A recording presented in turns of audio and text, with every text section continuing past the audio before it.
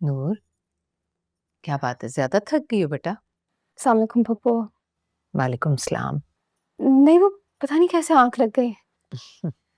University कैसी जा रही है? पप्पू मुझे नहीं लगता कि मैं यहाँ पढ़ सकूंगी। क्यों बेटा, ऐसा क्यों लग रहा है तुम्हें? बहुत अजीब से लोग हैं,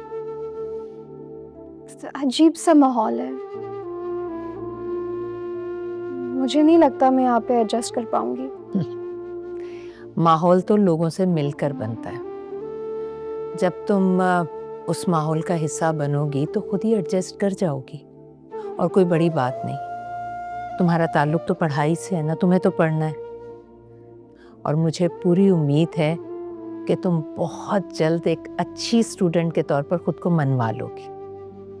इंशाल्लाह मैं कोशिश करूंगी आपको शर्मिंदा ना करूं।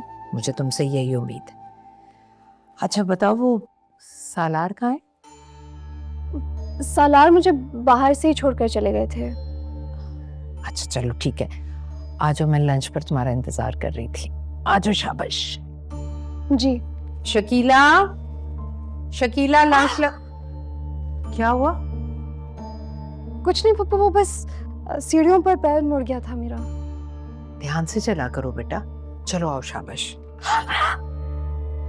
दाना खास्ता क्या हो गया?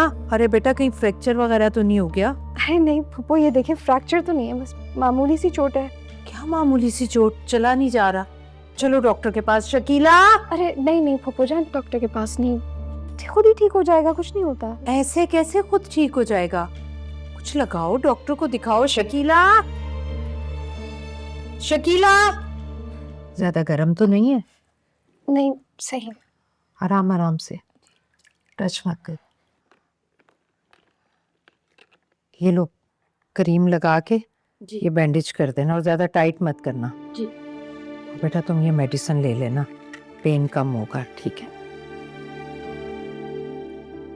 आप मुझसे बहुत मोहब्बत करती हैं ना पप्पू? तुम में तो मेरी जान है, तुम मुझे बहुत अजीज हो। कैसे नहीं होगी तुमसे मोहब्बत? बस वैसे ही पूछ रही थी, आपसे सुनने का दिल कर रहा था। मुझे अहमद से बहुत मोहब्बत थी, बचपन से। मुझे बिल्कुल अच्छा नहीं लगता था कि उसे कोई हाथ भी लगाए। मैं कहती थी ये मेरा भाई है, इसको कोई टच भी ना करे। फिर हमारी शादियां हो गई। तुम्हारी माँ सानिया को मैं अपनी पसंद से ब्याह कर लाई थी। अहमद बहुत खुश था, बस फिर हमारी खुशियों को नजर लग गई, और तुम्हारी माँ तुम्हें छोड़कर हमसे बहुत दूर चली गई। और फिर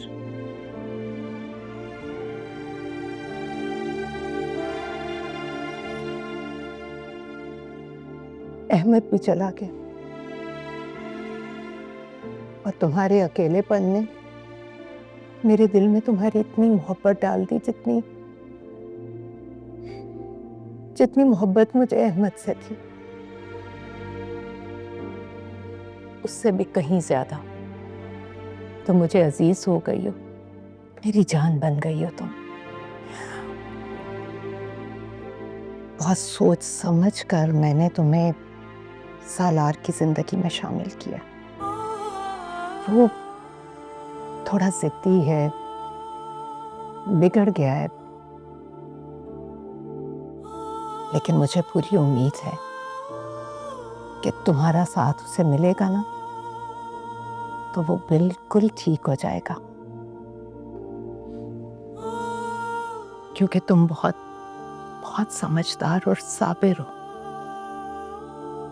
रिश्ते निभाने आते हैं तुम्हें। तुम मेरा मान रखोगी ना, मेरे बेटे को और मेरी नस्ल को? तुम ही संभालोगी। मेरी दुआ है बेटा कि तुम दोनों हमेशा खुश रहोगे। जी।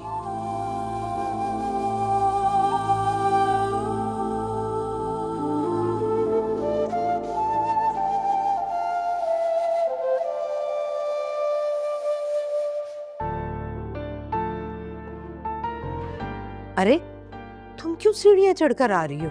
कोई काम था तो शकीला को भिजवा देती। अरे फूफो, मैं यही तो आपको दिखाने आ रही थी। देखिए, मेरा पैर बिल्कुल ठीक हो गया है। मुझे अब चलने में भी दर्द नहीं हो रहा। आपने इतना अच्छा इलाज किया मेरा। चलो ये तो बहुत अच्छी बात है। वैसे तुमने अपना क्या हुलिया बना रखा है? कितने बेरंग कपड़े पहने हैं तुमने। चलो जाओ चेंज करके आओ। इस घर में अब तुम्हारा शौहर है, जरा बन संवर कर रहा करो। ठीक तो लग रहे हैं कपड़े। मैं आपको अच्छी नहीं लग रही इन कपड़ों में? बिल्कुल भी ठीक नहीं है। चलो जाओ चेंज करके आओ। चेंज क्यों करने? कहीं जा रहे हैं आप? अरे पगली, इसलिए कि मेरे बेटे को ये कलर पसंद नहीं आएगा। अच्छी तरह से जानती हूँ उसे मैं। और अगर तैयार होकर भी अच्छी ना लगी तो? ऐसा तो हो ही नहीं सकता। मेरी बेटी है ही इतनी प्यारी, और जो लड़की मैंने अपने सालार के लिए पसंद की है ना, ये हो ही नहीं सकता कि वो ना पसंद करे।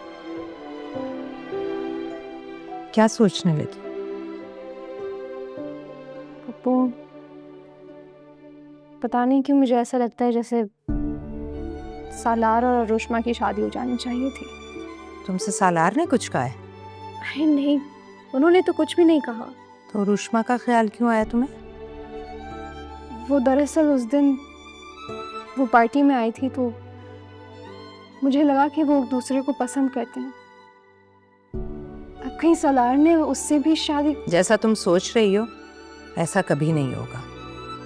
तुम्हें बहू बनाना मेरी ख्वाहिश थी, और सालार मेरी ख्वाहिश कभी रद्द नहीं कर सकता।